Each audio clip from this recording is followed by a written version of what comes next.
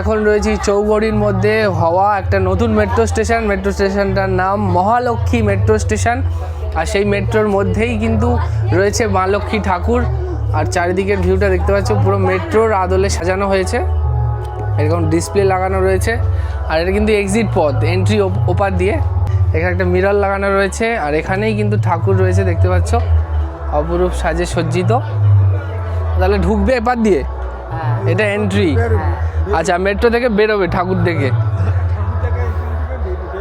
আচ্ছা আচ্ছা আচ্ছা আচ্ছা, তো যাই হোক, এটা কিন্তু এন্ট্রি বলছে। তো এখানেই এখন কিন্তু কাজ চলছে ঠাকুর সাজানোর। আর মেট্রো কিন্তু আজকে থেকে চালু হচ্ছে না, কালকেই রয়েছে মেট্রোর উদ্বোধন মহালক্ষ্মী স্টেশনের। কালকে উদ্বোধনের পরে কিন্তু সবাই এই মেট্রো চড়তে পারবে। তো মেট্রো স্টেশনে আমরা একবার দেখে নিই কী রয়েছে।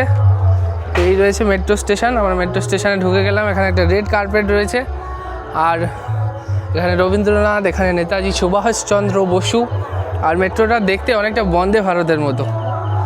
তো মেট্রো স্টেশনের দিদারা এখন দেখছে চারিদিকে। কেমন লাগছে মেট্রো স্টেশন? ভালো?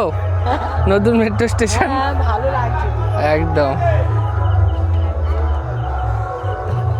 তো মহালক্ষ্মী মেট্রো স্টেশনে এখন আমরা রয়েছি।